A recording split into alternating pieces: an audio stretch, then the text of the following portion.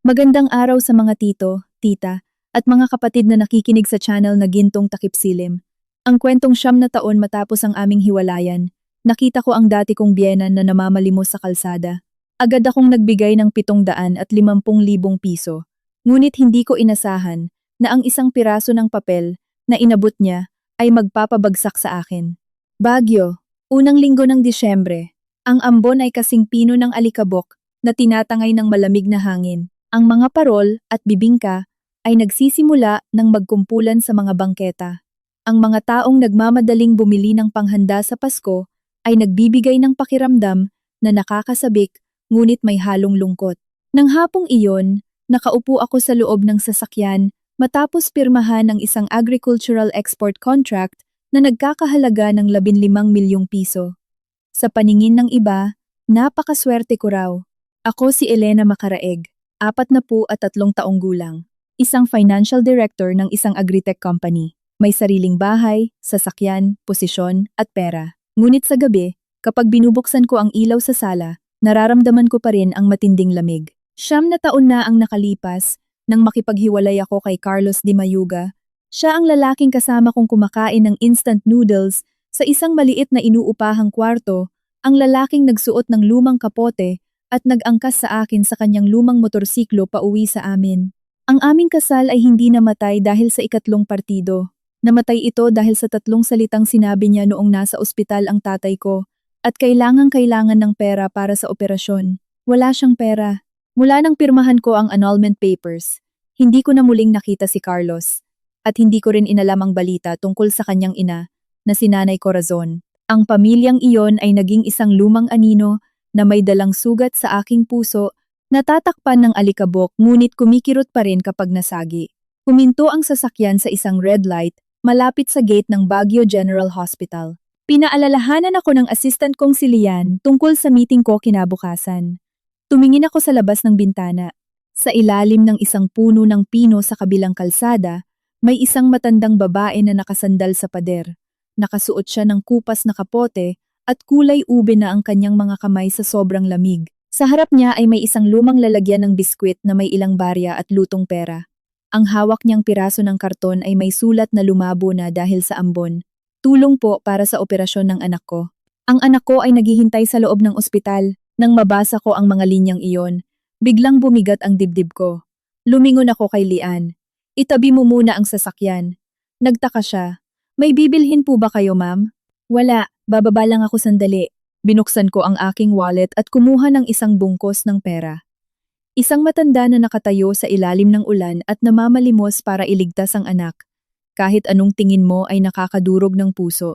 Bumaba ako ng sasakyan, naglakad sa malamig na ambon, at yumuko para ilagay ang pera sa lalagyan. Hindi siya umangat ng tingin. Mahigpit ang hawak ng 2 kamay niya sa karton, at ang kanyang boses ay paos at mahina. Salamat po. Malaking utang na loob po ito. Tatalikod na sana ako nang biglang tumigil ang aking mga paa. Ang boses na iyon, kahit napakahina, ay tumagos sa isang bahagi ng aking alaala. Isang maliit na kusina, isang palayok ng sinaing na tulingan na kumukulo. Isang simpleng probinsyana na nilalagyan ng masarap na ulam ang aking plato habang sinasabing, "Kumain ka na anak, huwag ka nang mahiya, bahay mo rin ito." Lumingon ako muli. Nakayuko pa rin ang matanda. Ang kanyang puting buhok ay dumikit sa kanyang pisngi dahil sa basa at ang laylayan ng kapote ay nakataas at nakatakip sa kalahati ng kanyang mukha. Lumapit pa ako ng kaunti. Pwede po bang iangat ninyo ang inyong mukha para makita ko kayo? Nanginginig ang kanyang mga balikat, lalo siyang yumuko at dali-daling hinila ang kapote para itago ang kanyang mukha. Huwag na po ma'am, madumi po ang mukha ko. Malaking utang na loob ko na po ang tulong ninyo. Tiningnan ko ang kanyang payat na kamay. Sa kanyang palasingsingan, may isang lumang pilak na singsing na may bahagyang yupi sa gilid. Ang singsing na iyon ay nakita ko na noon habang namimili siya ng kangkong sa labas ng bahay. Nagbara ang aking lalamunan. Nanay Corazon! Nahulog ang karton na hawak niya sa basang semento. Natigilan ng matandang babae. Pagkaraan ng ilang segundo, dahan-dahan niyang inangat ang kanyang mukha. Tama ako, siya nga si Nanay Corazon, ang dati kong biyenan. Tiningnan niya ako. Nanginginig ang kanyang mga labi. Elena, bakit ikaw? Nakatayo ako sa gitna ng mataong kalsada, Nanlalamig ang mga kamay. Sa harap ko ay hindi na isang estrangherong namamalimos kundi isang basang-basang bahagi ng aking nakaraan, puno ng hiya at sakit na nakakasakal. Yumuko si Nanay Corazon para pulutin ang karton, ngunit sa sobrang panginginig ng kanyang kamay, 2 beses siyang sumablay. Pinagmasdan ko lamang siya. Ang isip ko ay gulong-gulo. Tila may naghalungkat ng mga abong, matagal nang nananahimik. Noon, hindi siya marangya, hindi siya marunong ng matatamis na salita, ngunit tuwing umuuwi ako sa kanila, palagi siyang nag-aabala sa kusina. Minsan ay sinigang na baboy, minsan ay paksiw. Sinasabi niyang kailangang busog ang manugang para may lakas magtrabaho. At ngayon, ang babaeng iyon ay nakatayo sa harap ng ospital, suot ang manipis na kapote, basang-basa ang puting buhok, at may hawak na karatula para mamalimos. Talagang hindi natin hawak ang tadhana. Kahapon siya ay aking biyenan, ngayon siya ay isang estranghero sa kalsada. Yumuko ako para pulutin ang karton at inabot ito sa kanya. Nanay Corazon, anong ginagawa ninyo rito? Hindi siya makatingin sa akin. Ang kanyang namumulang mga mata ay nakatutok lamang sa basang kalsada. Elena, isipin mo na lang na hindi mo ako nakita. Matanda na ako, madungis at kaawa-awa. Nahihiya akong makita mo sa ganitong kalagayan. Ngumiti ako ng mapakla, ngunit parang may nakabara sa aking lalamunan. Nakatayo kayo sa gate ng ospital at namamalimos ng barya. Paano ko iisiping hindi ko kayo nakita? Kinagat niya ang kanyang labi. Niyakap ang karton sa kanyang dibdib na tila iyon na lamang ang natitira niyang dignidad. Ang mga dumadaan ay patuloy sa paglalakad. May ilang sumusulyap sa amin. May ilang nakayuko para umiwas sa ulan. Walang nakakaalam na sa gitna ng malamig na hapong iyon ng Disyembre, ang aking nakaraan ay bumalik sa gitna ng ulan. Tiningnan ko ang sulat sa karton. Sino ang anak ninyong naghihintay na maoperahan? Nagulat si Nanay Corazon, dali-daling itinago ang karton sa likod niya. Wala ito, Elena. Kaya ko na ang sarili ko. Kaya ninyo sa pamamagitan ng pagtayo rito hanggang gabi? Napakalamig ngayon, kahit mga kabataan ay hindi kinakaya. Kayo pa kaya? Natahimik siya. Ang katahimikang iyon ay mas nakakainis kaysa sa isang kasinungalingan. Ibinaba ko ang aking boses. Sabihin ninyo ang totoo, sino ang nasa ospital? Nanginginig ang kanyang mga labi. At makalipas ang mahabang sandali, lumabas ang isang boses na kasinghina ng patak ng ulan. Si Carlos. Nanigas ako. Carlos Di Mayuga. Ang pangalang iyon ay 9 na taon nang walang naglakas loob na banggitin sa harap ko. Akala ko nakatago na ito sa isang nakakandadong drawer. Ngunit dahil lamang sa isang salita ni Nanay Corazon, bumukas ang drawer na iyon. Ang mga lumang imahe ay bumuhos at halos hindi ako makahinga. Dahan-dahan kong itinanong, anong nangyari sa kanya? Lumunok ng luha si Nanay Corazon. Nagtatrabaho siya bilang delivery rider. Kahapon, habang dumadaan sa highway, nahagip siya ng isang truck. Napuruhan ang binti niya. Sabi ng doktor, kailangang maoperahan agad. Kanina pa ako naghahanap ng mauutangan pero wala akong mahanap. Delivery rider. Inulit ko ang salita. Hindi ko alam kung nagtatanong ako sa kanya o sa sarili ko. Ang lalaking noon ay puno ng pride at ayaw magpatalo kanino man. Ngayon ay nagde-deliver sa kalsada para mabuhay. Hindi ako natuwa. Nakakapagtaka.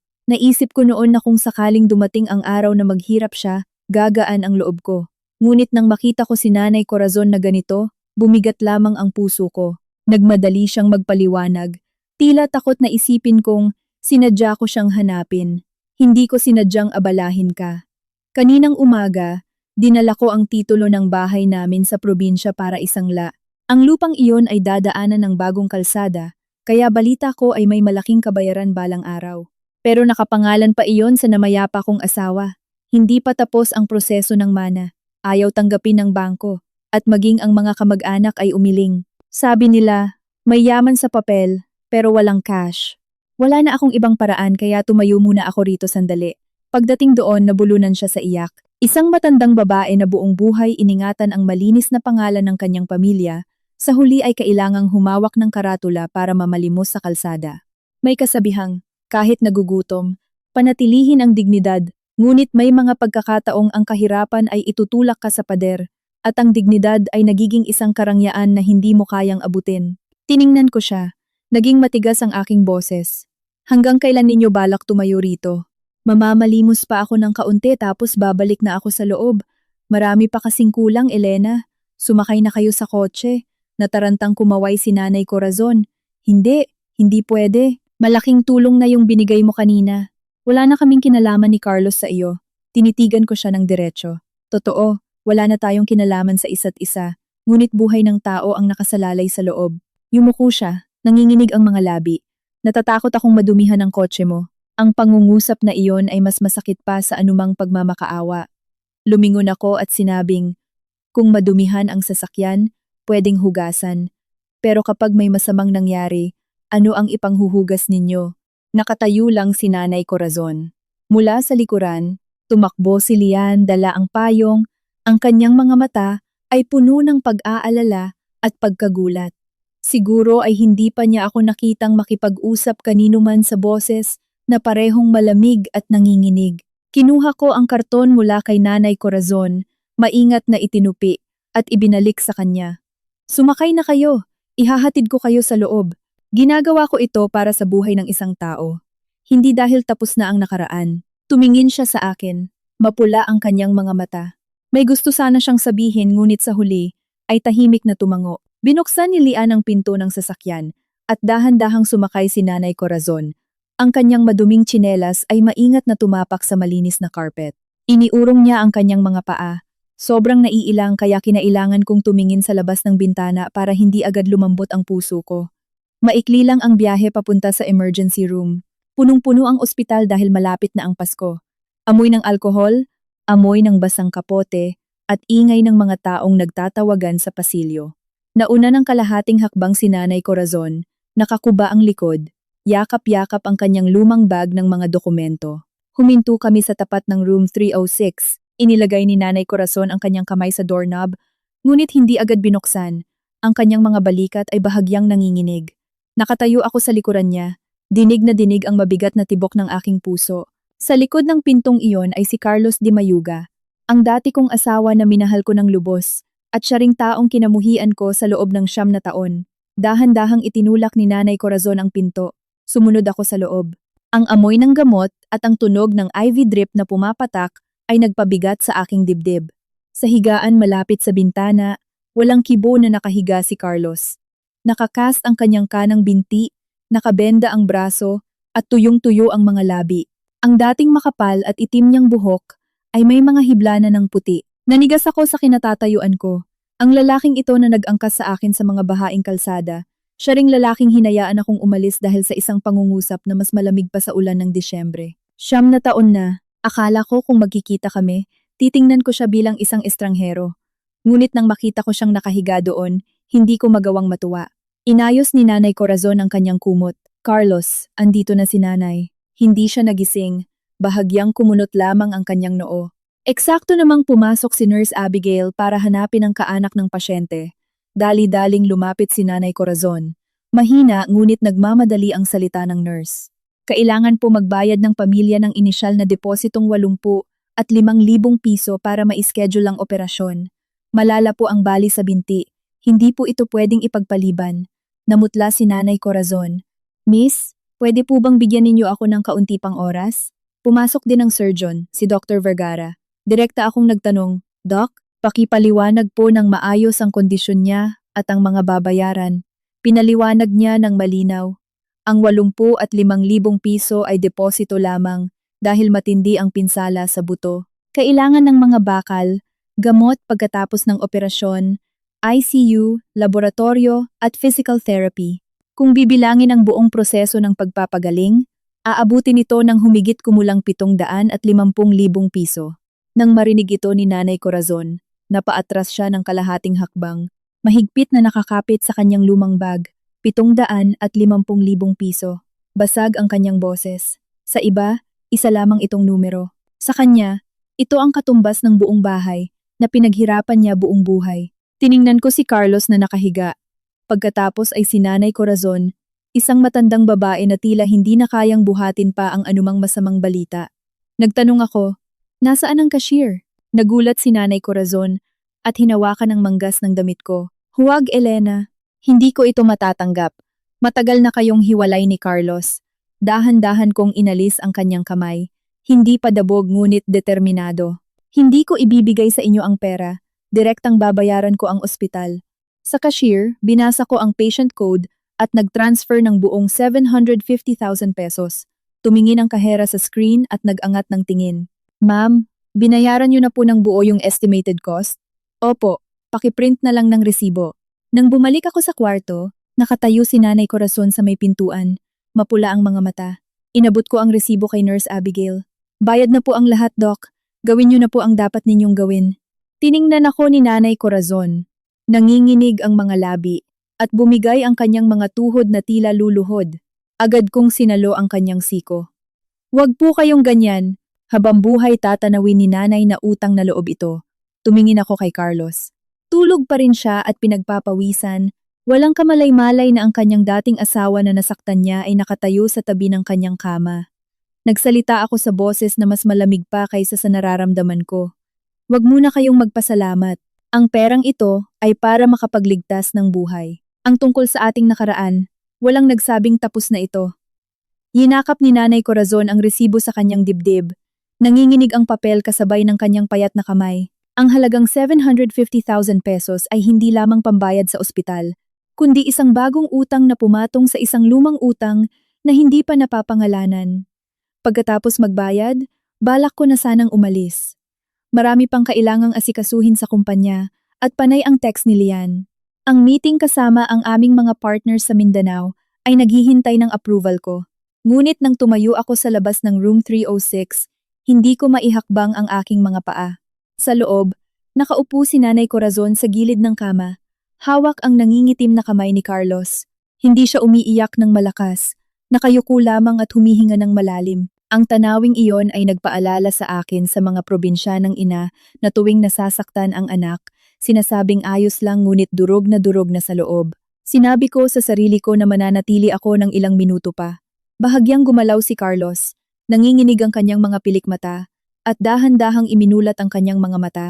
Ang kanyang malabong paningin ay lumbay sa kisame, sa IV drip at huminto sa akin. Nagulat siya. Elena?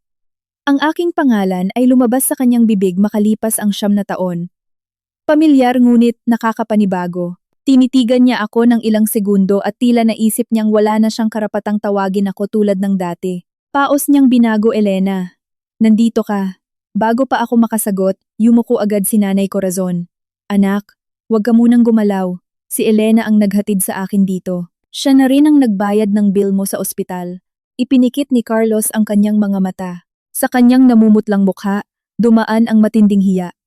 Hindi siya nagulat gaya ng inaasahan ko. Hindi niya rin tinanong kung magkano. Huminga lamang siya ng napakagaan, parang isang taong hinila pabalik sa isang lumang utang. Saka siya nagsalita. May utang na naman ako sa kanya. Napatigil ako. Ang salitang na naman ay nahulog sa tahimik na kwarto. Mahina lang. Pero parang binasag nito ang abong nakatakip sa nakaraan. Lumapit ako sa kama, tinitigan siya ng diretsyo. Na naman? Dumilat si Carlos. Nagbago ang reaksyon ng kanyang mukha. Biglang tumayo si Nanay Corazon, nakahawak sa gilid ng kama.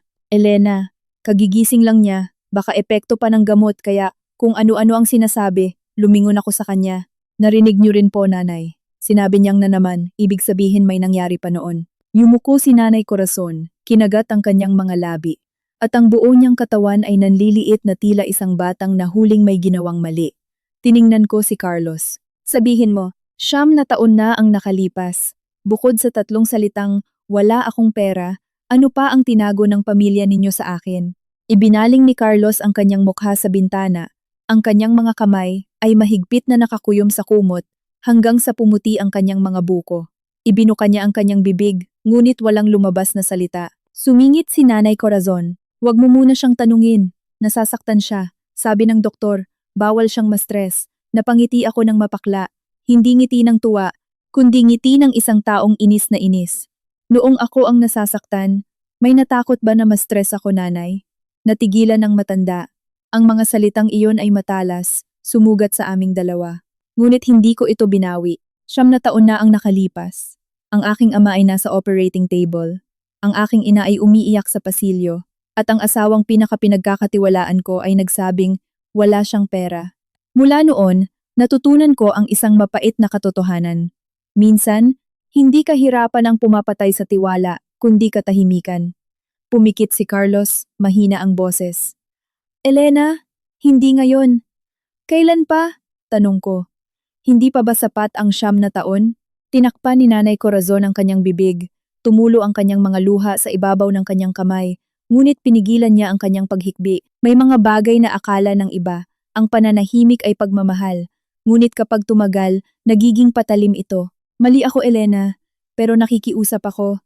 Hintayin mong matapos ang operasyon ni Carlos. Tinitigan ko siya ng matagal. Hindi iyon isang paliwanag. Ngunit sapat na para bumilis ang tibok ng puso ko. Hindi itinanggi ni Nanay Corazon. Hindi rin itinanggi ni Carlos. Ibig sabihin, may katotohanang ibinaon sa ilalim ng aming paghihiwalay, sa ilalim ng mga gabi ng aking pagpupuyat, at sa ilalim ng galit na dala ko sa loob ng 9 na taon. Sakto namang pumasok si Nurse Abigail para kunin ang blood pressure niya. Kasunod niya si Dr. Vergara. Tiningnan ng doktor ang kulay ni Carlos at nagpaalala sa pamilya na bawasan ang pakikipag-usap para makapagpahinga ang pasyente bago ang operasyon. Umatras ako ng isang hakbang. Mabilis na pinunasan ni Nanay Corazon ang kanyang luha at nagkunwaring inaayos ang kumot ni Carlos. Walang kibo si Carlos, tikom ang bibig at hindi na makatingin sa akin. Paglabas ng doktor, tumahimik ang kwarto. Kinuha ko ang aking bag. Bago ako lumabas ng pinto, lumingon ako kay Carlos. Kapag kaya mo nang magsalita, gusto kong marinig ang lahat. Hindi kalahati lang, hindi mga palusot, lahat. Tumingin si Carlos sa akin. Ang kanyang pagod na mga mata ay namumula. Oo, lumabas ako sa pasilyo.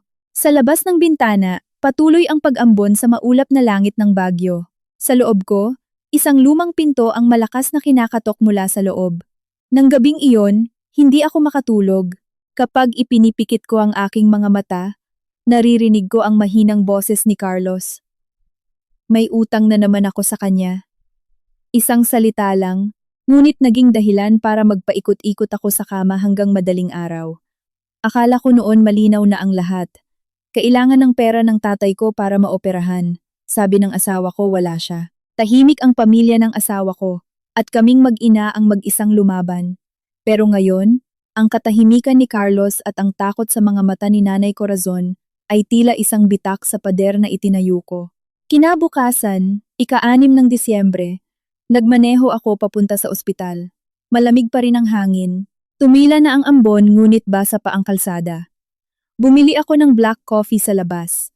2 lagok pa lang, napakapit na ito at hindi ko na ininom. Marahil hindi ang kape ang mapait kundi ang aking nararamdaman. Mas tahimik ang room 306 kaysa kahapon. Nakaupo si Nanay Corazon sa gilid ng kama. Nangingitim ang paligid ng mga mata. Nang makita ako, agad siyang tumayo.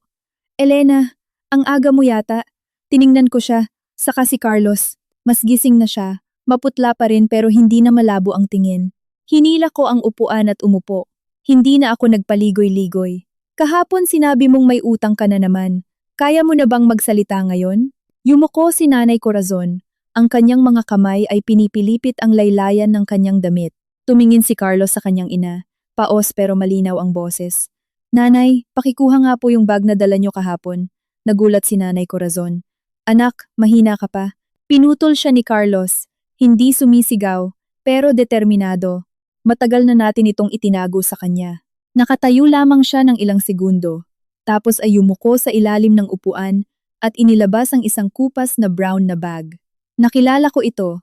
Ito yung bag na yakap-yakap niya noong nasa labas siya ng ospital. Ipinatong niya ito sa maliit na lamesa. Ang kanyang mga kamay ay nanginginig ng husto kaya sumabit ang zipper. Tumulong akong buksan ito. Sa loob ay may mga titulo ng lupa, sertipiko, mga lumang photocopy ng ID, at naninilaw na birth certificate. Yun pala, bukod sa pamamalimos kahapon, dala-dala niya rin ang kanyang huling pag-asa para mangatok sa iba't ibang tao. Sa pinakailalim ng bag, may isang plastic envelope na maingat na nakatape. Tiningnan ito ni Nanay Corazon at agad nangilid ang kanyang mga luha. Mahinang sinabi ni Carlos, "Buksan mo." Natigilan ako sa paraan ng kanyang pag-uusap. Napansin niya ring iyon kaya umiwas siya ng tingin, pero wala na akong pakialam sa mga oras na iyon. Binuksan ko ang envelope. Sa loob ay isang resibo mula sa ospital. Naninilaw na at lumambot na ang mga tupi dahil sa katagalan. Ang unang linyang nakita ko, Pasyente, Arturo Macaraeg. Nanigas ako. Pangalan iyon ng tatay ko. Ang petsa sa resibo. Sakto sa araw na ipinasok ang tatay ko sa operating room, 9 taon na ang nakalipas. Binasa ko pa, at nanlamig ang mga kamay ko. Nagbayad. Corazon de Mayuga. Halaga. 250,000 piso. Paulit-ulit kong tiningnan, baka namali lang ako ng basa. Pero hindi. Malinaw na nakasulat ang pangalan ni Nanay Corazon. Nandoon pa ang tatak ng ospital. Kupas na ang kulay pula, pero hindi maikakaila. Tumingala ako kay Carlos. Anong ibig sabihin nito? Pumikit si Carlos sandali, tila iniipon ang kanyang lakas para makapagsalita. 9 taon na ang nakalipas. Ang nagbayad ng operasyon ng tatay mo ay ang nanay ko. Tumawa ako. Isang tuyong tawa na parang galing sa ibang tao. Hindi pwede. Sabi ng nanay ko, wala kayong inambag kahit isang kusing. Napahagulgol si Nanay Corazon, pero pinipigilan ng ingay. Tumingin si Carlos sa akin, namumula ang mga mata. Ang unang perang nakuha ng pamilya mo ay pangdeposito lang. Pagkatapos, humingi pa ang ospital ng dagdag para sa operasyon, dugo, gamot at ICU. Ang nanay ko ang nagbayad ng 250,000 piso. Ang papel sa kamay ko ay biglang naging kasing bigat ng bato. 9 taon kong ginamit ang kasinungalingang iyon para magtanim ng galit, para kumbinsihin ang sarili ko na tama ang pag-alis ko, para isara ang lahat ng pintuang may kinalaman kay Carlos at Nanay Corazon.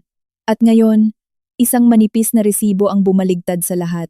Taos ang boses ko nang magtanong, bakit walang nagsabi sa akin? Matagal akong tinitigan ni Carlos, dahil ang taong ayaw ipaalam sa iyo ay hindi ang nanay ko. Napakatahimik ng kwarto. Rinig na rinig ko ang patak ng IV fluid.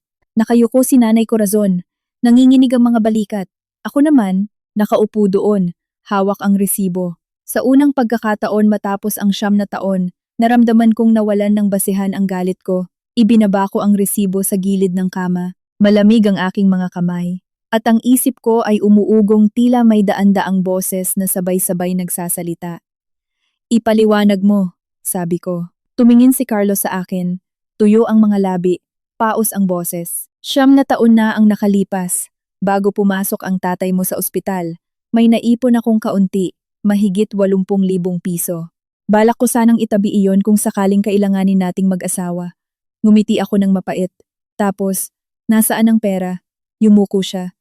Ang isang lalaking sobrang taas ng pride na ayaw magpatalo kanino man, ay biglang lumiit at naging kaawa-awa.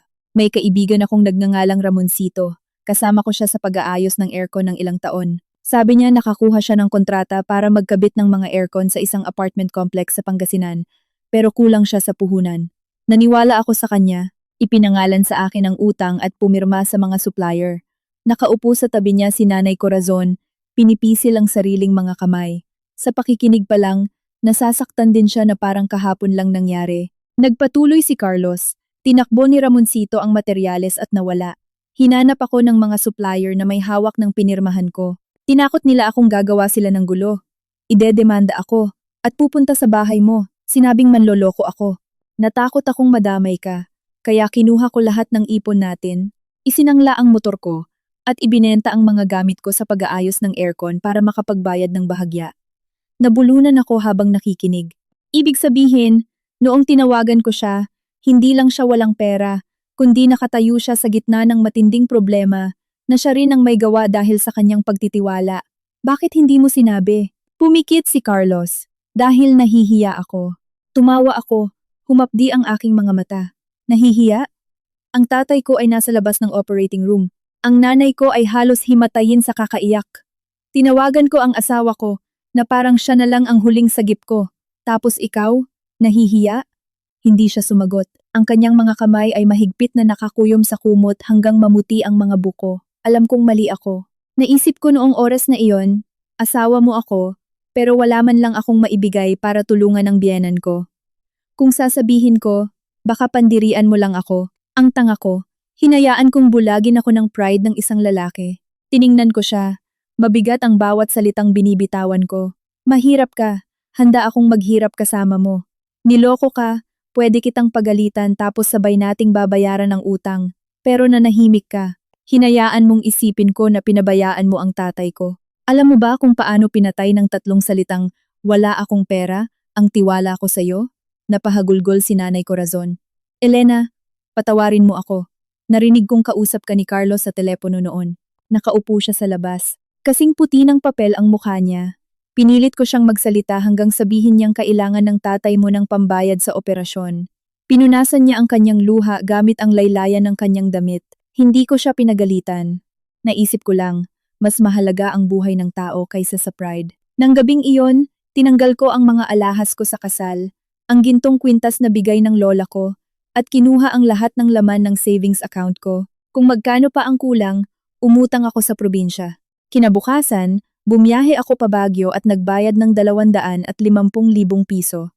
Iniwas ko ang aking paningin. Ang babaeng kinamuhian ko ng 9 na taon ay ipinagbili ang mga pinakamahalagang bagay sa kanya para iligtas ang tatay ko. Habang ako, tuwing naiisip ko siya, puro malamig na tingin lang ang inaalala ko. Paos na sinabi ni Carlos. Balak ko sanang hintaying umayos ang lahat bago ko sabihin sa iyo, pero hindi na ako nabigyan ng pagkakataon. Tiningnan ko siyang muli. Nasaktan ang puso ko ngunit hindi pa tuluyang lumambot.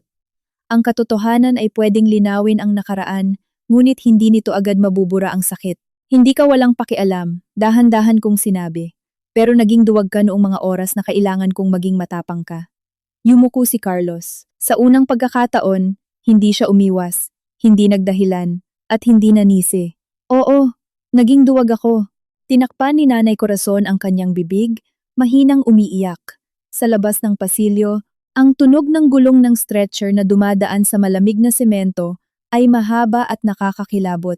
Kinuha ko muli ang resibo at maingat na itinupi. 9 na taon na ang nakalipas. Nawalan ako ng asawa dahil sa isang pangungusap. Ngayon ko lang napagtanto na sa likod ng pangungusap na iyon ay may nakabaong katotohanan. Akala ko ang pagbebenta ni Nanay Corazon ng ginto para sa tatay ko ay ang dulo na. Pero ang katotohanan ay parang sibuyas. Habang binabalatan mo, lalo kang napapaiyak. Tiningnan ko si Carlos, basag ang boses ko. Sabi mo, ang taong ayaw ipaalam sa akin ang totoo ay hindi ang nanay mo. Kung gayon, sino? Tahimik si Carlos. Tumingin siya kay Nanay Corazon. Nakayuko ang matanda. Ang kanyang nanginginig na mga kamay ay nakapatong sa kanyang mga tuhod. Bigla kong naramdaman na sa kwartong iyon, lahat sila ay may hawak na kasalanan. Ako lang ang tanging tao na itinabi sa katotohanan sa loob ng 9 na taon. Mabagal na nagsalita si Carlos. Ang nanay mo. Nanigas ako. Ang nanay ko? Tumango siya. Pagkatapos magbayad ni nanay, nagkita sila ng nanay mo sa pasilyo ng ospital. Sinabi niya na ang pera ay inipon ng nanay ko, pero hindi siya nagpasalamat. Hinila ng nanay mo ang nanay ko sa may hagdanan para mag-usap. Napahagulgol si Nanay Corazon. Elena, patawarin mo ako. Itinaas ko ang aking kamay para patigilin siya. Hindi sa ayaw kong marinig siyang humingi ng tawad, kundi dahil sa oras na iyon, kapag nagsalita pa siya, baka gumuho na ako doon mismo. Tiningnan ko si Carlos. Anong sinabi ng nanay ko? Lumunok si Carlos. Sinabi niya na hindi ka sasaya sa akin. Nakapag-aral ka, may pagkakataon kang makapunta sa ibang bansa. Maganda ang kinabukasan mo. Habang ako ay baon sa utang, walang pera, mahirap, at may matandang ina, sabi niya, kung talagang mahal kita, dapat manahimik na lang ang nanay ko para makaalis ka. Ang bawat salita ay parang malamig na tubig na ibinuhos sa puso ko. Ang boses na iyon, ang paraan ng pananalita, iyon nga ang nanay ko. Si Nanay Carmela, isang matapang na babae na palaging nagsasabing, ako ang nagluwal sa iyo. Alam ko kung ano ang makakabuti sa iyo. Noong bata ako, anong kulay ng damit ang susuotin ko. Saang paaralan papasok, sino ang mga kaibigan, siya ang pumipili. Akala ko pagmamahal iyon, ngayon ko lang nakita na ang ganoong klaseng pagmamahal ay parang gininto ang hawla. Maganda sa labas, pero nakakasakal sa loob. Nagpatuloy si Carlos, nandoon din si Tita Flor noon. Ngumiti ako ng bahagya, pero mapait ang loob ko. Hindi nakakapagtaka kung nandoon si Tita Flor. Kung may issue sa pamilya ng iba, mas mabilis pa siya sa delivery rider tuwing rush hour. Ang panunuya na iyon ay mabilis na wala dahil walang nakakatawa sa sitwasyong ito. Si Tita Flor ay pinsan ng nanay ko. Matulis ang dila niya, palaging sinasabing nagpapakatotoo lang siya. Pero ang katotohanan niya ay kadalasang nakakasira ng araw ng iba. Mahilig siyang manghimasok sa kasal ng iba, samantalang ang mga anak niya mismo ay ayaw siyang makasabay kumain ng higit sa 10 minuto. Sabi ni Carlos, tumayo si Tita Flor sa tabi ng nanay mo At idinagdag na ang babaeng nag-asawa ng mahirap ay ibinabaon ang sarili sa hukay. Sinabi niya rin na ang isang lalaking hindi kayang tulungan ang biyenan niya ay walang silbi. Hinigpitan ko ang hawak sa resibo at narinig ng nanay mo ang lahat ng ito. Nag-angat ng tingin si Nanay Corazon. Ang kanyang kulubot na mukha ay puno ng luha na dumadaloy sa mga malalalim na linya ng kanyang balat. Narinig ko lahat.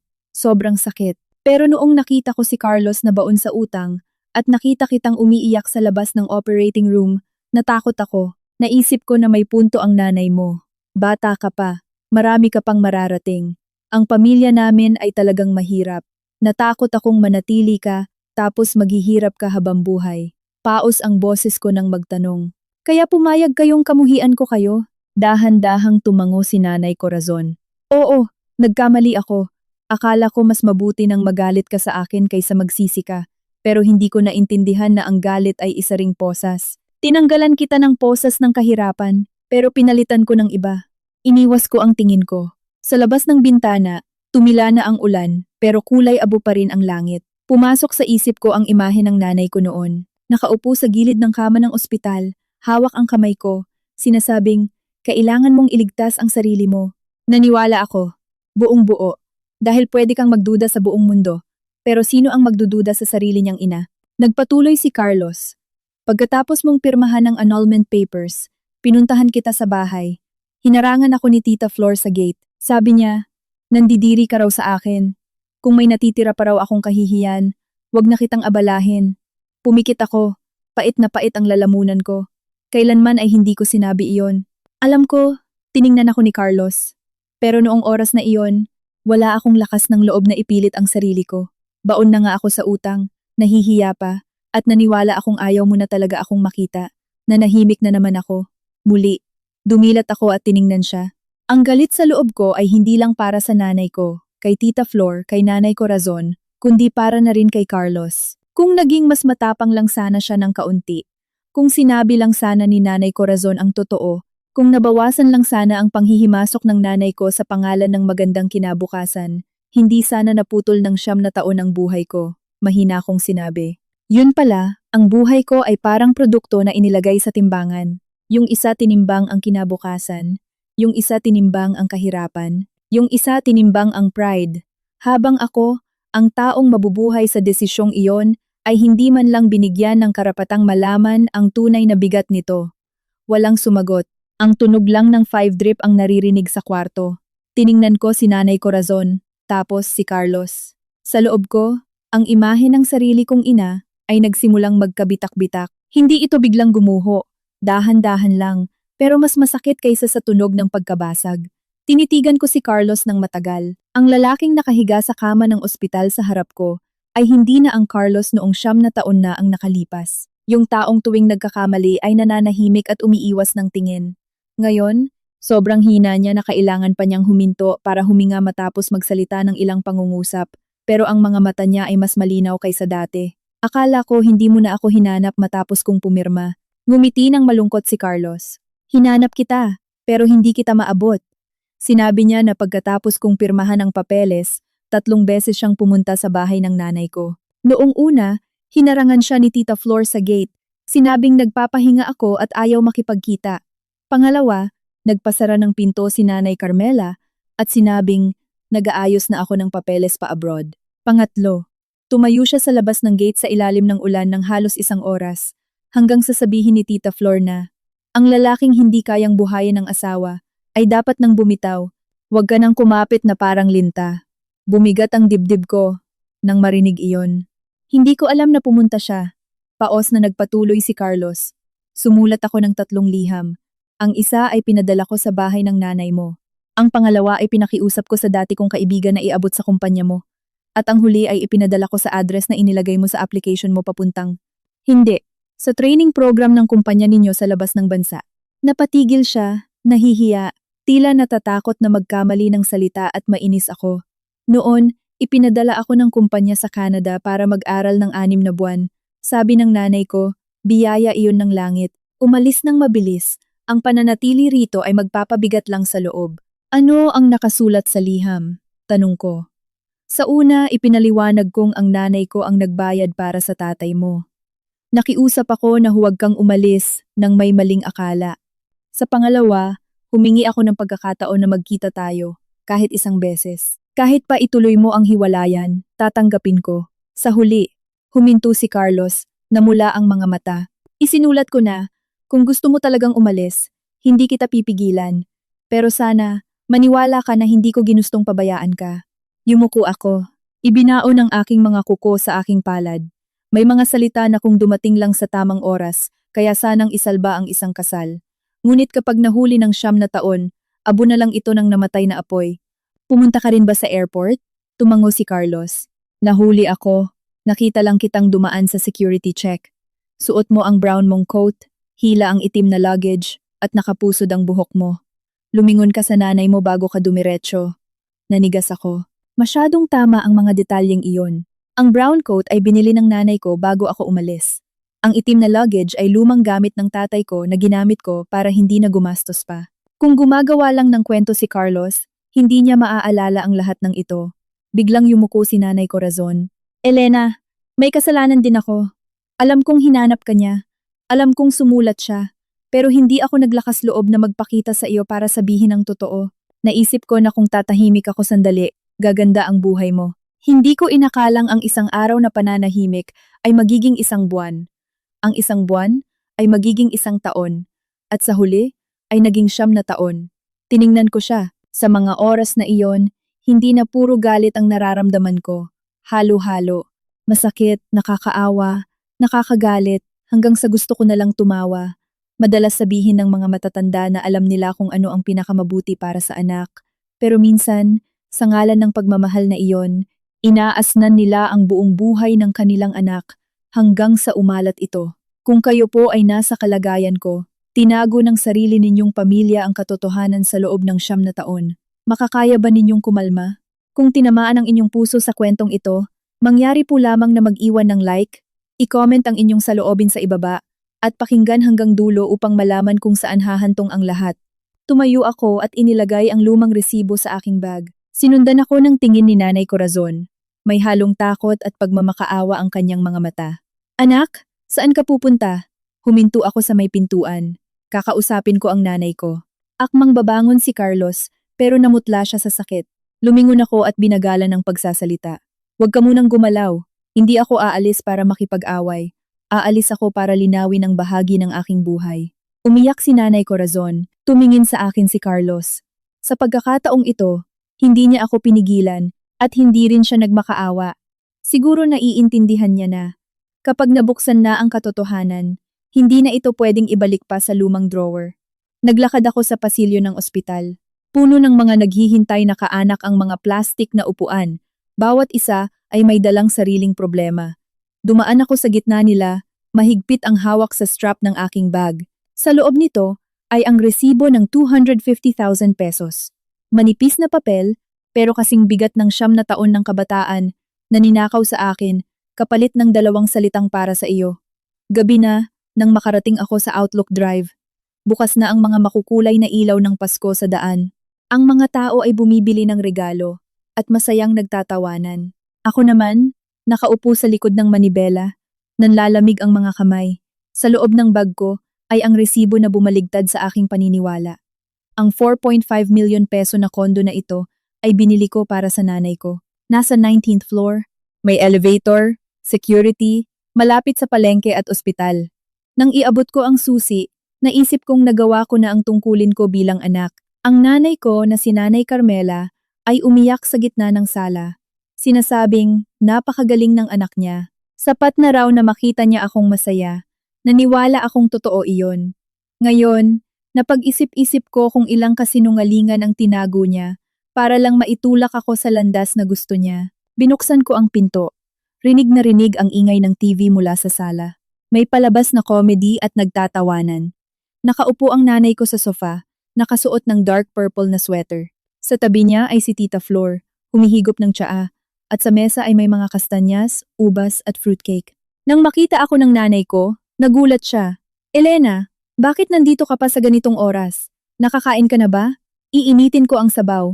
Tiningnan ako ni Tita Flor mula ulo hanggang paa, ngumiti ng nakakaloko. Ang ating direktor ay kasing busy ng presidente, Ang pagbisita sa nanay mo ay isang himala. Yung iba kasi kapag nagkapera, nakakalimutan na kung sino ang nagluwal sa kanila. Kung ibang araw ito, palalampasin ko na lang. Pero ngayon, bawat salita niya ay parang karayom na nakatusok sa tenga ko. Ibinaba ko ang aking bag at hindi ko tinanggal ang coat ko. May tatanungin lang po ako. Tiningnan ng nanay ko ang reaksyon ng mukha ko. Dahan-dahang nawala ang kanyang ngiti. Anong problema? At bakit ganyan ang mukha mo? Kinuha ko ang resibo at inilapag sa gitna ng glass table. Luma na ang papel, medyo lukot na ang gilid, pero malinaw pa rin ang pangalan ng nagbayad at ang halagang 250,000 pesos. Bill po sa ospital ni tatay noon. Paki-explain po sa akin, nanay. Naging mabigat ang hangin sa kwarto. Ang tawanan sa TV ay nagpatuloy, ngunit parang napakalayo nito. Tiningnan ng nanay ko ang papel. Natigilan ang kamay niya sa paghawak ng tasa. Sinulyapan ito ni Tita Flor. Biglang nagbago ang kulay ng mukha at nagpilit tumawa. Naku, lumang balita na yan. Bakit mo pa hinahalungkat? Matagal nang patay ang tatay mo. Ang mga buhay ay dapat tumingin sa hinaharap. Bakit ka pa bumabalik sa nakaraan para magdusa? Humarap ako sa kanya. Tita Flor, usaping pamilya po namin ito. Kung wala po kayong maitutulong na linawin ito, makiusap po ako na manahimik kayo. Natameme si Tita Flor. Ibang klase ka naman magsalita ngayon. Ibang tao ba ako? Mahal ko rin ang nanay mo. Kaya, mamaya ko na po tatanungin kung anong klaseng pagmamahal yan. Tinitigan ko ang aking ina. Alam niyo po ba na si Nanay Corazon ang nagbayad ng 250,000 pesos? Tahimik ang nanay ko. Ang katahimikang iyon ay sapat na sagot. Napangiti ako ng mahina. Ibig sabihin, alam niyo, ibinaba niya ang tasa. Ang tunog ng porselana na tumama sa salamin ay matunog. Alam ko, isang salita lang. Pero giniba nito ang pader na kinapitan ko ng 9 na taon. Tanong ko muli. Bakit niyo po sinabi sa akin na hindi man lang nagbigay ng kahit isang kusing ang pamilya ni Carlos? Tiningnan ako ng nanay ko. Mapula ang mga mata, pero matigas ang boses. Dahil gusto kong hiwalayan mo siya. Sumingit agad si Tita Flor. Tila natatakot na hindi sapat ang depensa ng nanay ko. Tama yon. Noon pa lang, halata namang walang mararating si Carlos. Mahirap na nga, baon pa sa utang. Kung nagstay ka, naging direktor ka ba ngayon? Makakatira ka ba sa magandang bahay? O araw-araw kang magkukumahog magbayad ng utang kasama ng pamilya niya? Tiningnan ko si Tita Flor at mapaklang ngumiti. Kaya pala. Ang buhay ko ay buhay ko ba? O isang investment project mo, tita? Nabulunan siya at namula. Kumunot ang noo ng nanay ko. Elena, huwag mong kausapin ng ganyan ang nakatatanda sa iyo. Kung ganoon, paano ko po kayo dapat kausapin? Tiningnan ko ang nanay ko. Itinago niyo sa akin ang totoo. Hinayaan niyong magalit ako sa taong nagligtas sa tatay ko. Pinapirma niyo ako ng annulment papers noong oras na pinakanasasaktan ako. At tinawag niyo itong pagmamahal. Tumayo ang nanay ko. Tumaas ang boses. Kung hindi ko ginawa iyon, aalis ka ba? Hanggang kailan ka kakapit sa walang kwentang lalaking iyon? Ako ang nagluwal sa iyo. Alam ko kung ano ang nararapat para sa iyo. Naramdaman kong humapdi ang aking mga mata, ngunit walang luhang pumatak. Alam niyo kung ano ang nararapat sa akin, pero hindi niyo alam na kailangan ko ng katotohanan. Napaupo siya. Binigkas ko ng mabagal at malinaw ang bawat salita. Nandito ako ngayon hindi dahil sa kasinungalingan niyo. Nandito ako dahil bumangon ako pagkatapos ng mga gabing walang tulog. Nilunok ko ang bawat sakit at nagtrabaho ako hanggang sa maubos ang lakas ko. Huwag ninyong gamitin ang tagumpay ko para pabanguhin ang pagkakamali ninyo. Suminghal si Tita Flor. Ang galing mo naman magsalita. Kung hindi naging matigas ang puso namin ng nanay mo at hindi namin itinago yung mga sulat ni Carlos, bibigay ka na naman. Kapag lumambot ang puso ng babae, sira ang buhay niya. Biglang tumahimik sa buong kwarto. Dahan-dahan akong lumingon kay Tita Flor. Sa pagkakataong ito, nalaman niya na nadulas siya. Nanginginig ang kamay niyang may hawak na tasa kaya tumapo ng tsaa. Tiningnan ko siya. Bumaba ang boses ko. Anong sabi niyo? Anong mga sulat? Dali-daling ibinaba ni Tita Flor ang tasa. Pilit na ngumiti. Wala. Walang mga sulat. Matanda na ako. Nagkakamali lang. Huwag mong hanapan ng butas ang bawat salita ko. Tinitigan ko siya. Sa buong buhay ko, ngayon ko lang nakitang nanginig ang matalim na bibig ni Tita Flor. Pwede kang magkamali ng pangalan o petsa, pero walang basta-basta nagkakamali sa pag-amin na itinago nila ang sulat ng ibang tao. Nakaupo ang nanay ko sa sofa, maputla ang mukha. Hindi siya nakatingin sa akin kundi sa resibo sa mesa. Tila nakatingin sa isang bitak na hindi na matatakpan. Inulit ko ang tanong ko. Nasaan ang mga sulat? Sumimangot si Tita Flor. Wala ngang sabi, dahil naging director ka na, sanay ka nang mag-interrogate na parang pulis. Bahay ito ng nanay mo, hindi opisina. Ngumiti ako ng mapakla. Tama, bahay ito ng nanay ko, pero nakapangalan ito sa akin. Ako ang nagbabayad ng kuryente at tubig. Ako ang bumibili ng gamot niya. Nakaupo kayo rito. Umiinom ng tsaa at kumakain ng prutas habang tinatago ang mga sulat ko sa loob ng 9 na taon. Iniisip niyo ba na magiging mahinahon pa ako sa inyo? Namula si Tita Flor. Mahinang tinawag ng nanay ko ang pangalan ko. Elena. Lumingon ako sa kanya. Alam niyo ang tungkol sa mga sulat, di ba? Tahimik siya. Pananahimik na naman. 9 na taon na ang nakalipas. Nanahimik si Carlos at nanay Corazon. At ngayon ang nanay ko naman. Bigla akong natakot sa klase ng katahimikang ginagamit sa ngalan ng pagmamahal. Hindi ito maingay, pero kaya nitong ilibing ng buhay ang isang tao.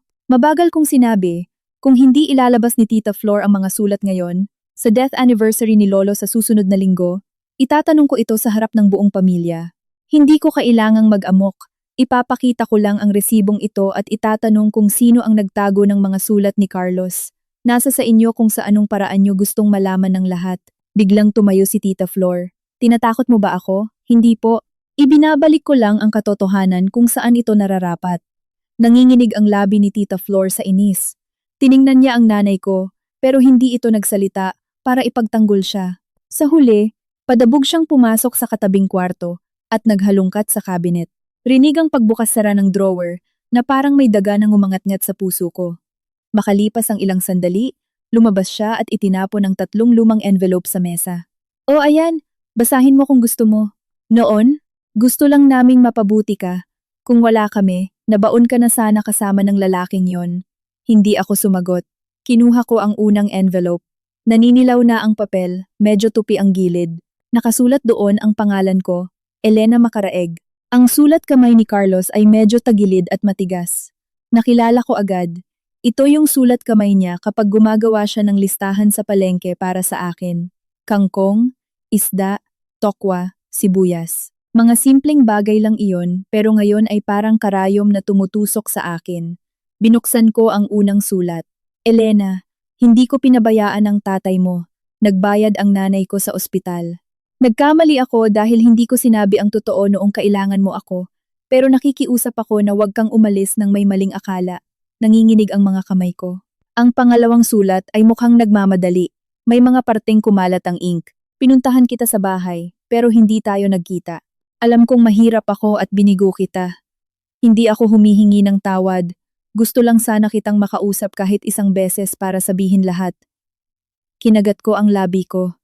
Ang huling sulat ang pinakamaikli. Kung napagdesisyonan mo nang umalis, hindi na kita pipigilan. Pero pakiusap, maniwala ka na kahit kailan, hindi ko ginustong pabayaan ka. Itinupi ko ang mga sulat. Kumikirot ang dibdib ko pero walang luhang pumapatak. Siguro kapag masyado nang malaki ang sakit, hindi na alam ng luha kung paano babagsak. Tiningnan ko ang nanay ko. Nabasa niyo po ba ang mga ito? Yumuko siya. Oo, nabasa niyo. Pero hinayaan niyo pa rin kamuhian ko siya. Pumikit siya, mas mahina na ang boses kaysa kanina. Natakot akong lumambot ang puso mo. Tumawa ako, mapait na mapait. Natakot kayong lumambot ang puso ko, kaya ninyo pinatigas ang buhay ko. Alam niyo ba na sa loob ng 9 na taon, hindi ako naglakas loob na magmahal ng iba?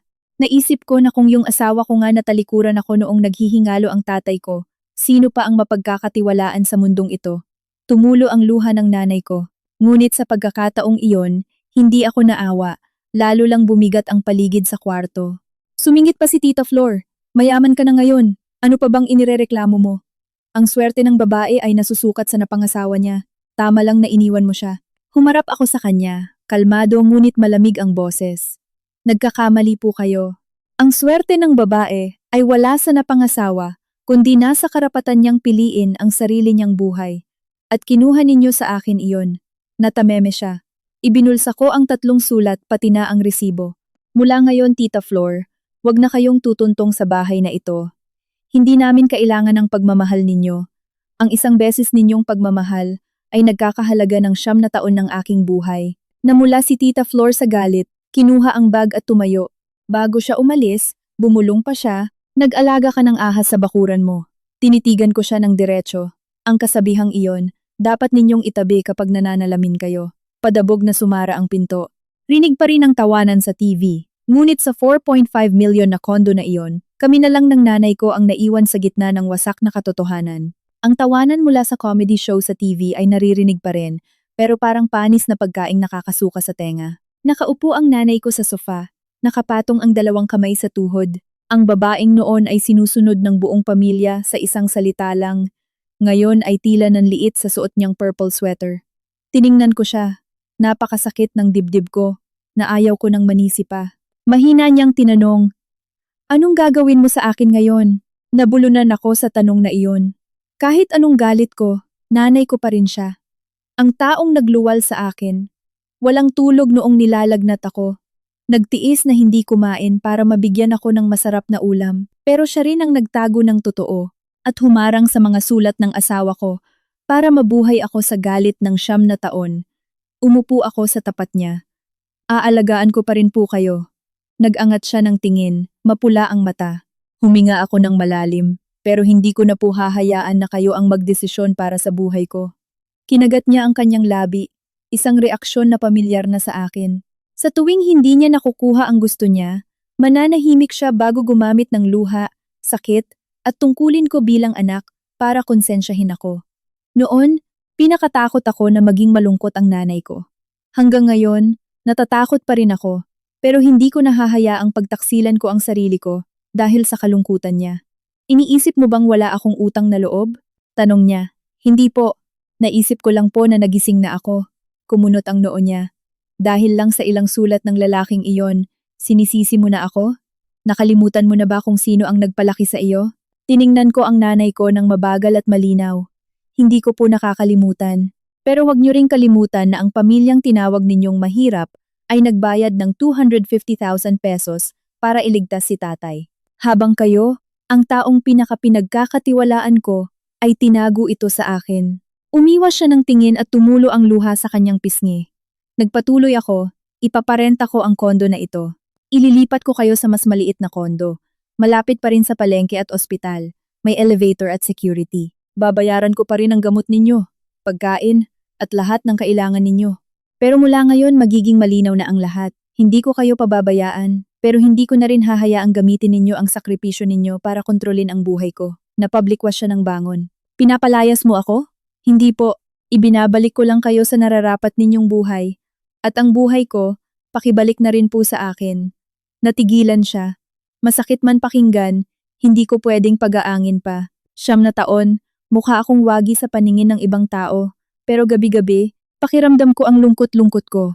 Ang tagumpay ko ay hindi pwedeng maging rason para sabihing tama ang panloloko. Umupo siyang muli, paos ang boses.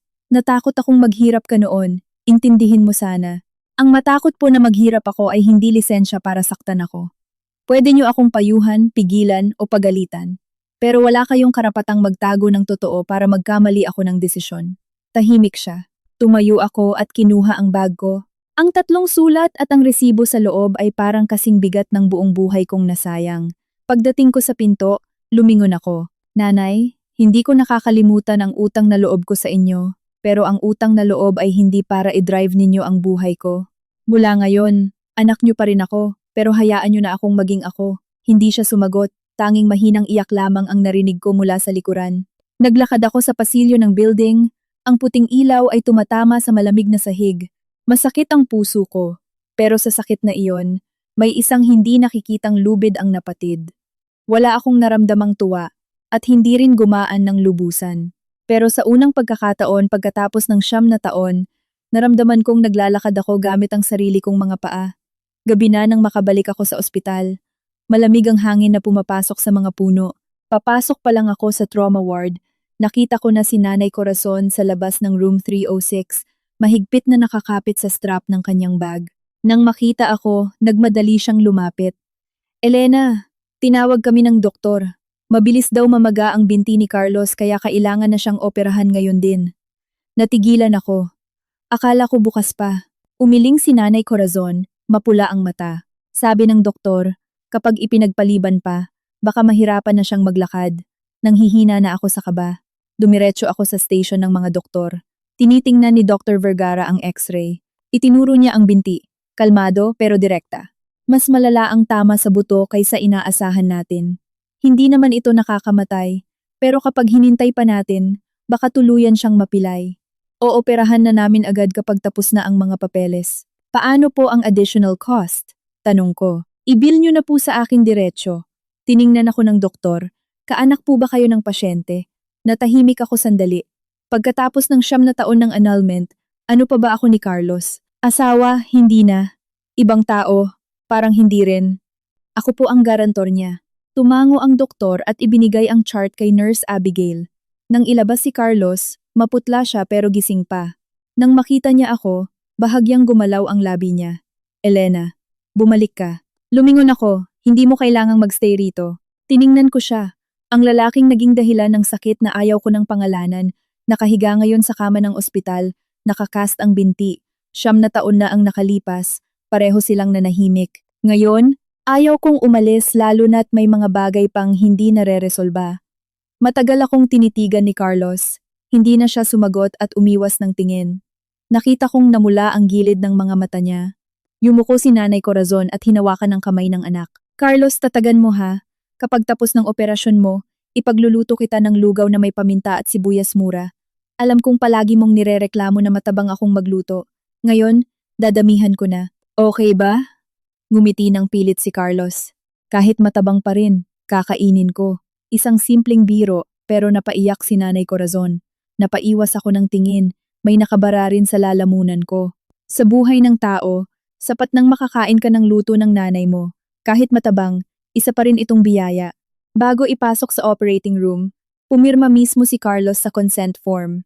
Nanginginig ang kamay niya at tabingi ang pirma. Pumirma ako bilang garantor. Pumirma rin si Nanay Corazon bilang next of kin. Nanginginig ng husto kaya kinailangan siyang ituro ng nurse kung saan. 3 pirma sa 3 papel. Parang bawat isa ay inaako ang sariling responsibilidad ng gabing iyon. Sumara ang pinto ng operating room ng 9:00 ng gabi. Nakaupo kami ni Nanay Corazon sa pasilyo. Noong una, walang nagsasalita. Nakayuko lang siya at tahimik na nagdarasal. Pagtingin ko sa pulang ilaw sa taas ng pinto, naalala ko nang ooperahan din ang tatay ko noon. Nag-iisa ako noon sa kawalan ng pag-asa. Ngayon, nakaupo ako sa tabi ng babaeng nagligtas sa tatay ko. Pero siya ring hinayaan kong kamuhian ko ng 9 na taon. Halos maghating gabi, namutla na si Nanay Corazon sa gutom at lamig. Bumaba ako sa kantin at bumili ng 2 mainit na lugaw. Hawak niya ang kutsara pero palaging ibinababa. Kain na po kayo. Hindi ko malunok eh. Kapag hindi kayo kumain, paano ninyo aalagaan ang anak ninyo? Tiningnan niya ako. Puno ng luha ang kanyang matatandang mata. Sa huli, unti-unti rin siyang kumain. Hindi ko na siya kinumbinsi pa. May mga pag-aalaga na hindi na kailangan ng maraming salita. Minsan kasi, mas pabigat lang kapag marami pang sinasabi. Mabagal ang oras. 1:00, 2:00, 3:00 ng madaling araw.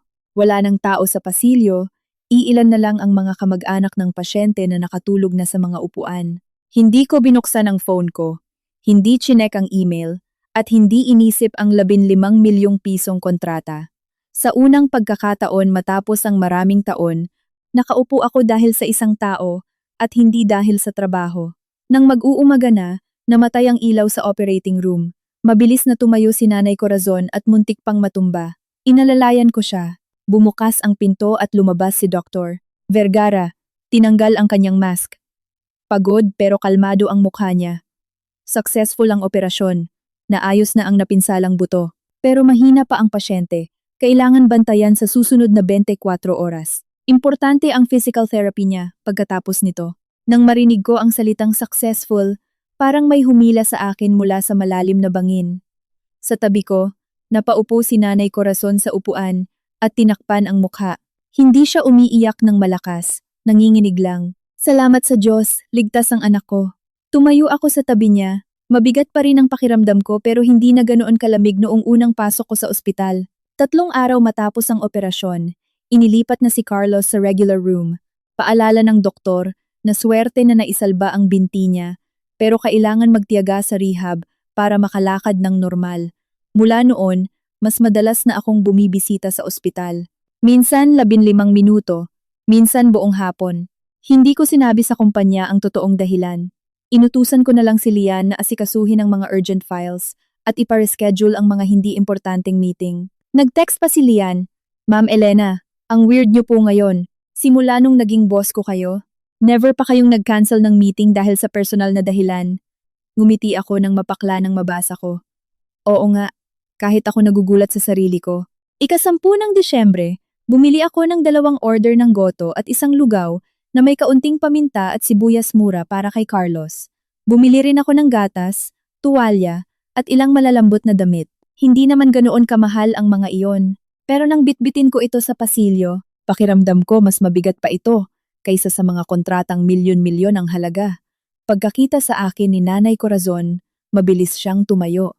"Elena anak, ang dami mo namang binili. Ako na sana ang bahala. Ibinaba ko ang mga dala ko. Ako na ang bahala? Kaninang umaga pa kayo hindi kumakain." Yumuko siya sa hiya. "Ang matatanda, okay lang kahit konti ang kainin. Lalo na ang matatanda ang dapat kumain. Kapag kayo ang bumagsak dito, sino mag-aalaga kay Carlos?"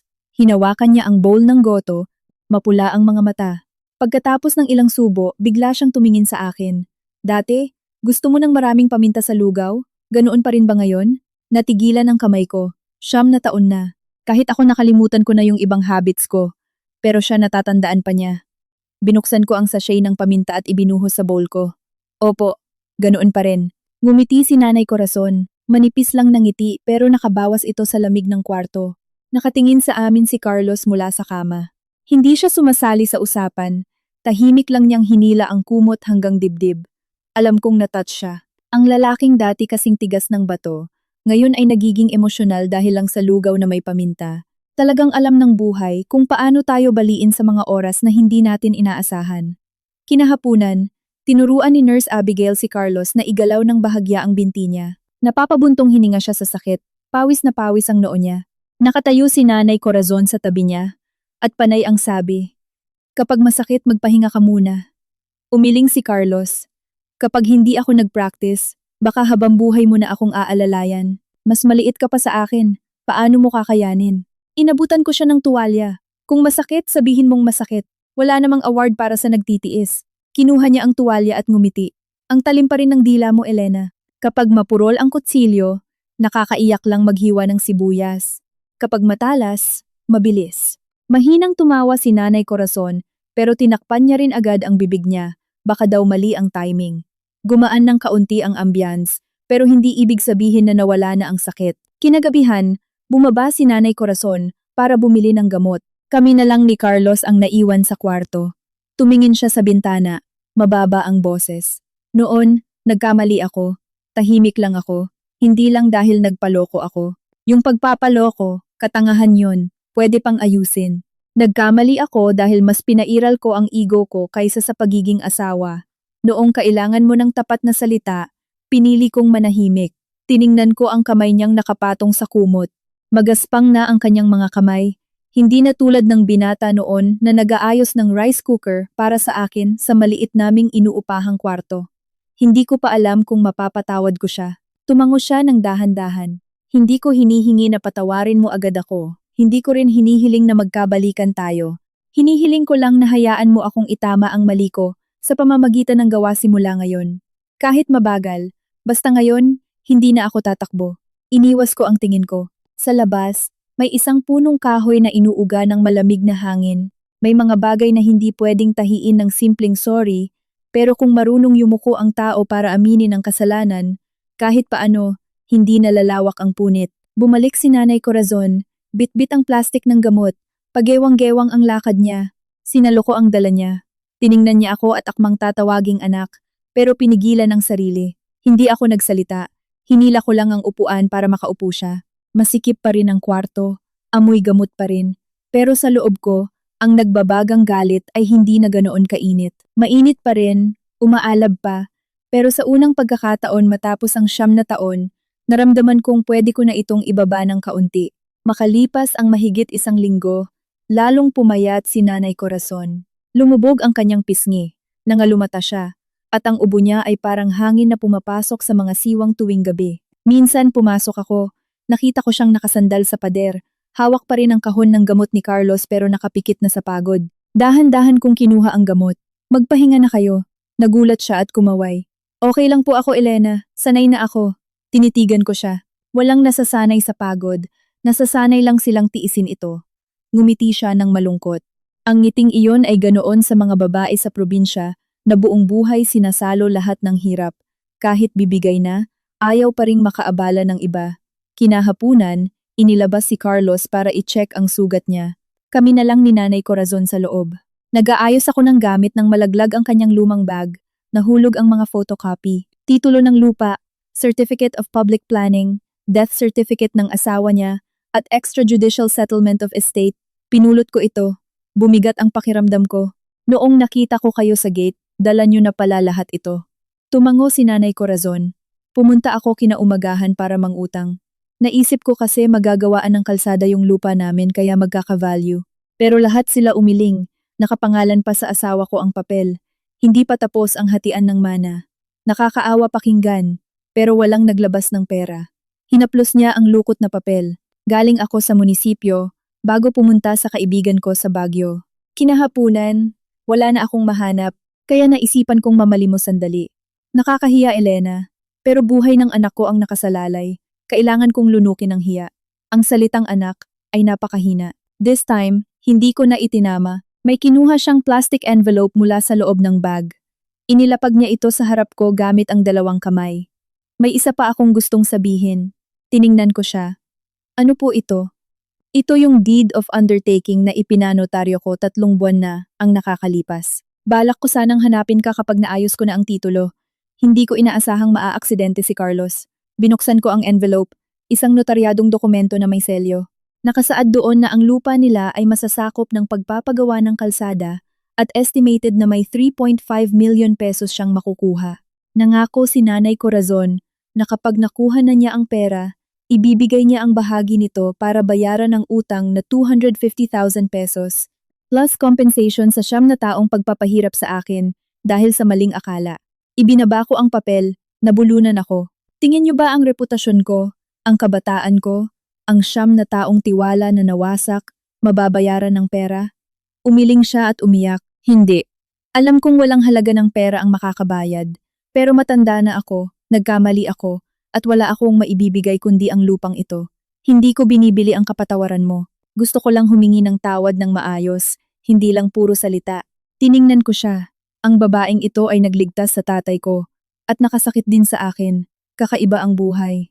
Walang taong purong puti at walang purong itim. May mga taong iniligtas ka sa isang sitwasyon, pero sinaktan ka rin ng mahabang panahon. Itabi niyo na lang po ito.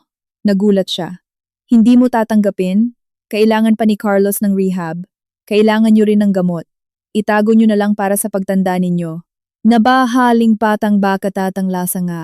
Nabahaling patang bakata. Ang tungkol sa utang natin, hindi ko pa alam kung paano bibilangin. Pero ngayon, hindi ko ito tatanggapin sa anyong pera. Yumuko si Nanay Corazon, nanginginig. Ang laki ng utang ko sa iyo. Umupo ako sa tabi niya. Sundin niyo po ako sa isang bagay. Bukas kukuha ako ng caregiver part-time. Tutulungan niya kayong mag-asikaso kay Carlos sa umaga. Magpainom ng gamot. Bumili ng pagkain. Bawal kayong tumanggi. Mabilis siyang sumagot. Magastos masyado. Mas magastos kung mahimatay kayo rito. Isang pasyente ay sapat na. Ayaw ko nang madagdagan ng isa pa. Matagal niya akong tinitigan. Sa mga matatandang mata niyang iyon ay may pasasalamat, hiya, at kaunting ginhawa. Matapos ang maraming taon ng pagtitiis, tinupi ko ang papel at ibinalik sa kanya. Ngayon po, hindi pera ang tatanggapin ko, kundi ang katotohanan. Niyakap niya ang envelope sa kanyang dibdib at umiyak ng tahimik. Sa labas ng pasilyo, dumaan ang isang wheelchair. Sa loob ko, ang isang sakit ay nabigyan ng tamang pangalan. Hindi pa magaling agad, pero hindi na ito naninira sa dilim. Ang issue, tungkol sa pagtago ni Tita Flor sa 3 sulat ni Carlos, ay hindi agad sumabog. Hindi ko ipinost sa social media at hindi ko rin inikot sa mga kamag-anak para magkwento. Isang tao lang ang kinausap ko, ang pinakapanganay sa pamilya ng nanay ko, si Tito Hernando. Isang pangungusap lang. Tito, ayaw ko po ng gulo. Pero gusto ko lang pong malaman ng lahat na mula ngayon, walang sino man ang pwedeng manghimasok sa buhay ko gamit ang salitang pagmamahal. Natahimik si Tito Hernando. Siya yung tipo na tahimik. Puti na ang buhok. Isang retired teacher na nirerespeto ng lahat. Bumuntong hininga siya. Kahit anong tago sa karayom, lilitaw din ito. Pero masyadong masakit ang pagkakalitaw nito ngayon, Elena. Makalipas ang ilang araw, sa isang maliit na salo-salo sa pamilya, dumating pa rin si Tita Flor. Nakasuot ng pulang damit, may bitbit na kahon ng cake, at nagkukunwaring walang nangyari.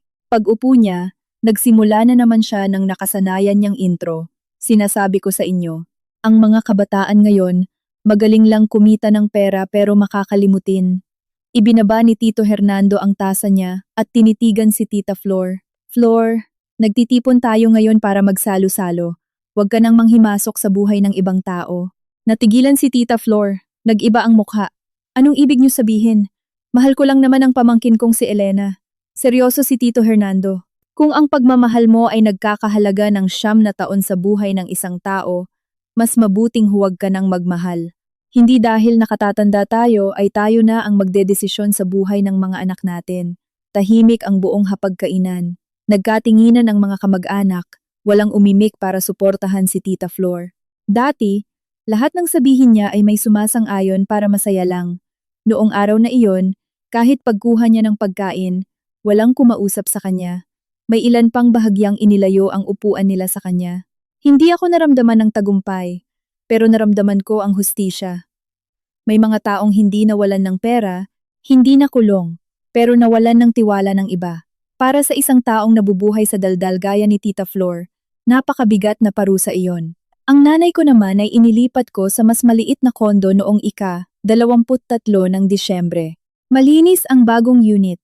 May elevator, malapit sa palengke at health center. Kumuha ako ng maglilinis, bumili ng maliit na refrigerator, electric stove, at pinadeliver ko ang mga maintenance niyang gamot sa blood pressure. Hindi ko siya pinabayaan, pero hindi ko na rin siya hahayaang maupo sa 4.5 million na kondo na iyon para isiping hawak niya ang manibela ng buhay ko.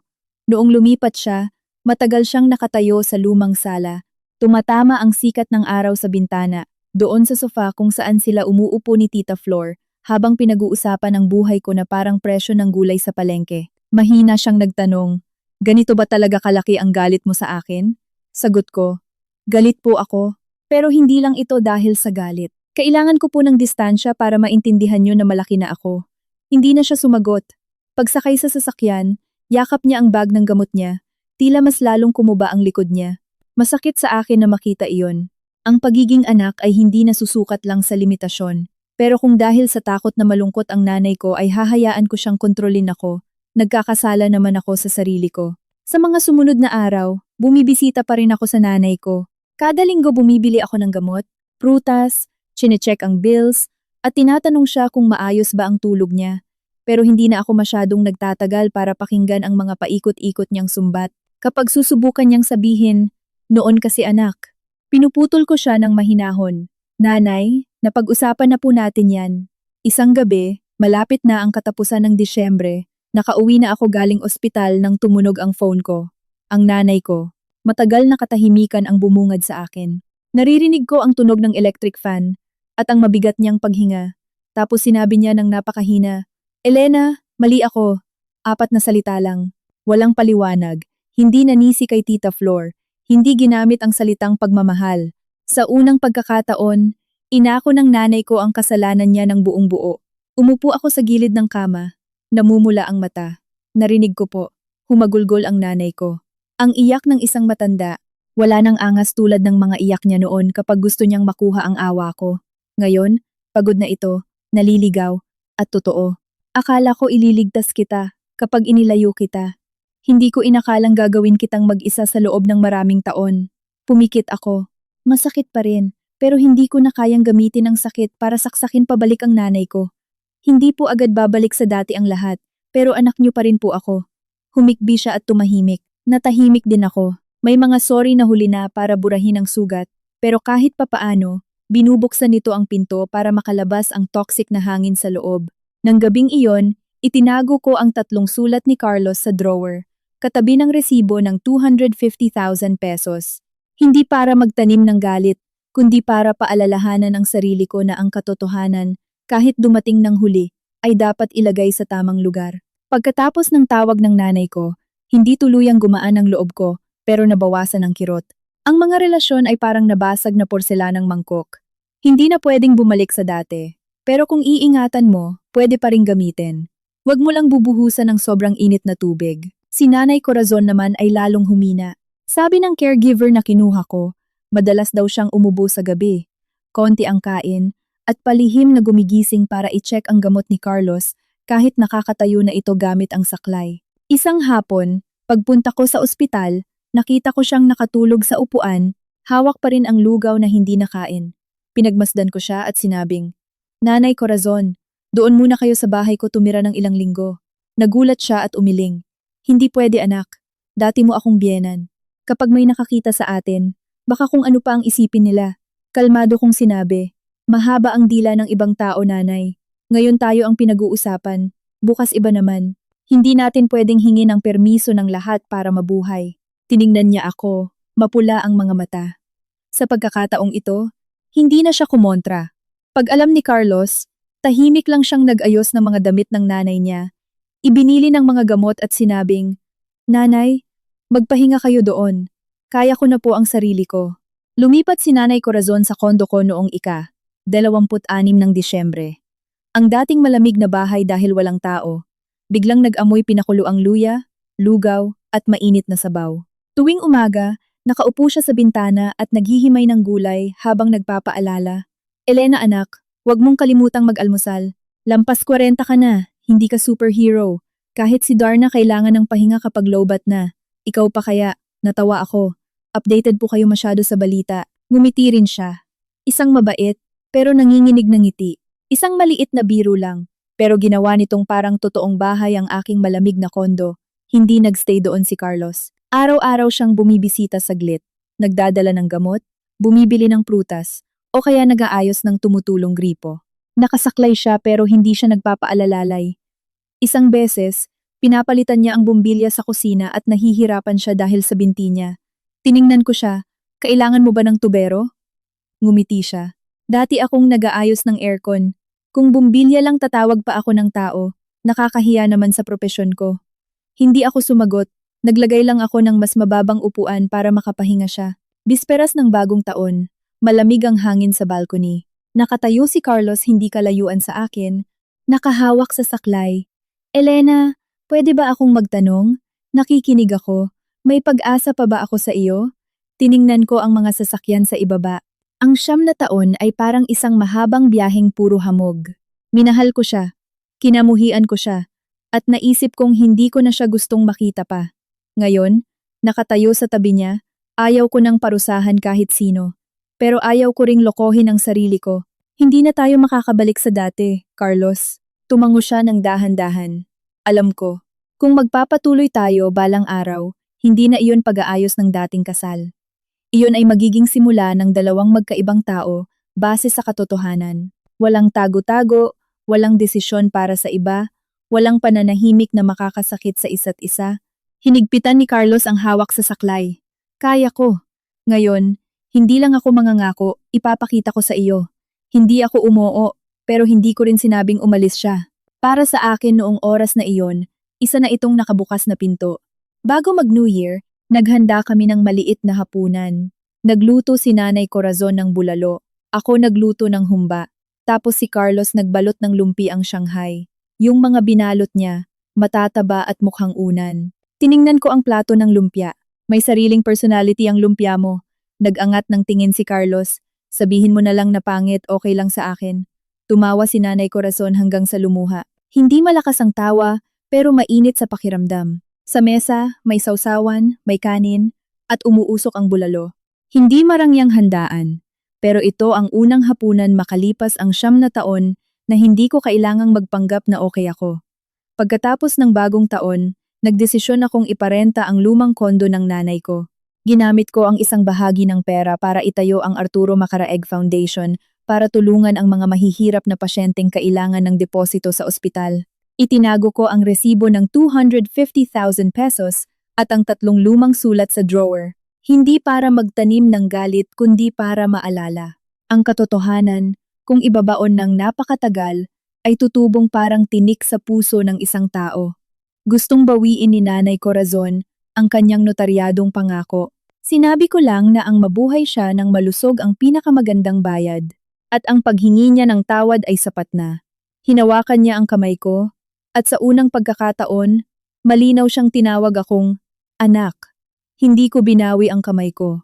Sa buhay, ang pagmamahal ay dapat gawin sa tamang paraan. Huwag gamitin ang pagmamahal para magdesisyon sa buhay ng iba, dahil ang isang kasinungalingan ngayon ay maaaring maging pasakit sa buong buhay nila. Kung nagustuhan ninyo ang kwentong ito, mangyari po lamang na mag-iwan ng like. Kung may anumang mungkahi para sa aming channel, i-comment po sa ibaba. Maraming salamat sa pakikinig hanggang dulo. Hangad ko po ang inyong kalusugan, kapayapaan, at isang mainit na pamilya. Paalam, at hanggang sa muli nating pagkikita sa susunod na kwento sa channel na Gintong Takip Silim.